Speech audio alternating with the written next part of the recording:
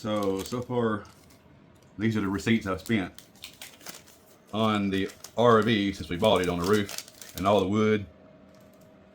So I was gonna kind of go over that and see what I've got invested in it so far. All right, let me see. I plan on spending $400 every 2 weeks out of my pay to fix the RV. By May of this year, that'll be $4,600, I believe, that we'll put into it. But that being said, once we get done with the whole year, I've got a year to get it done. That should be done by the end of the year, and we won't have to pay any more on fixing it. It'll be ours and done. Other than maintenance work on the engine and transmission. Anything that we might want to add to it. So that's $107.84. Okay, so the total I've put into this so far, since we bought the RV to get it dried in and everything, is $917.17, and that's counting a battery that I paid $132 for. So a little $700 and some odd dollars for a roof so far. So if you figure that plus $350 delivery plus $1,800, we got $3,067 in it so far and 17 cents. This weekend I'm putting probably another $400 in it, and so that would be $3,467.17 to have the roof put on it, to have it delivered here, and what I paid for the RV, $1,800. It's total so far.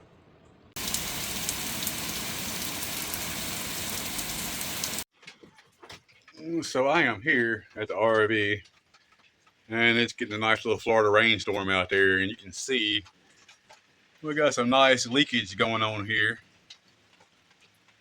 But the reason that is because the old roof had fiberglass, and it starts about right there, and the new roof starts right there.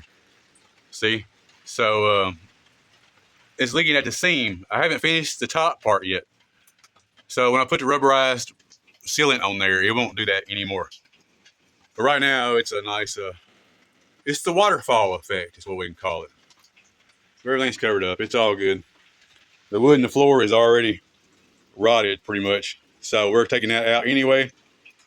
And the rest of the body is aluminum. So you can't really rot that. So the fact that it's getting wet doesn't really matter. But the wood on top, I don't want it to be saturated. It will need to dry off before I put the rubber coating on it. As you can see, I've now got the roof arched where I want it. And today I am filling in the rest of the sides all the way down so I can attach the roof down on the sides. And it should have that nice little arch. And these poles are not going to stay there. Maybe four of them will stay in place. But the rest will come down once I have the roof complete like I want it. Hey, if any of you ever want to try these super cool cordless saws, it's not really that easy to get started.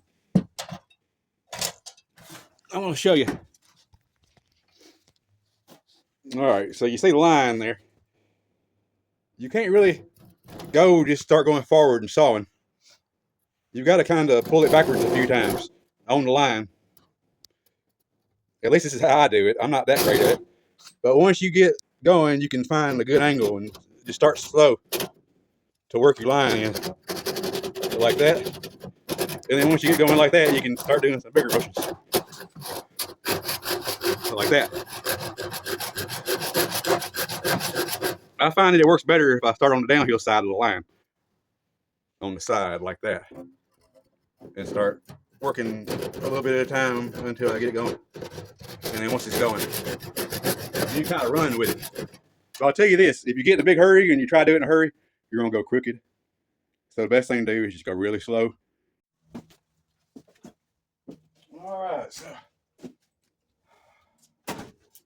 I broke out the old cordless saw, and I realized how out of shape I really am. And I realized this saw has been dull for like 40 years now. And my cutting line here is not that great. But I still want to take time to thank my agriculture teacher, Mr. Byer, in Milan, Tennessee, for teaching me how to use one of these things. Because I ain't got any electricity where I'm at. And I ain't got any cordless tools to do sawing with. I thought about buying one. And I might still, after using this. But I don't know, it's kind of fun. You know.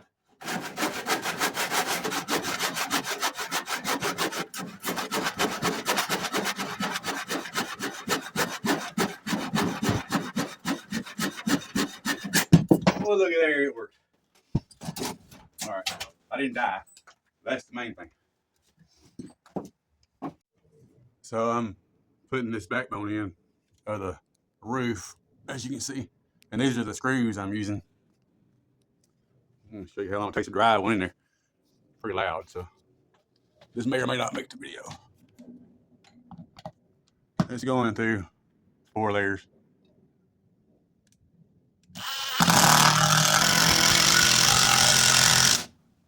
All right, kind of feels good. Anyway, these are the screws. They're like freaking $20 a pack, and all I got was 6 runs. So 1, 2, 3, 4, 5, and 2 more, so 6. So I'm gonna have to get 2 more packs of those to do all the way down, which I guess is worth it. Should be pretty secure once I get done. I don't know. It's like 2 o'clock, 2 p.m. Central Time. I ran out of coffee, so there is an emergency happening. My phone's about to die. Anyway, this is what I've accomplished. I've got my header beam up where the kitchen is going to be. Right there. That's one side of it. Kitchen's going to be right in this area. We're going to have about an 8-foot kitchen, U-shaped. So there it is. That's the first wall established right there. All right, I'm going to get coffee.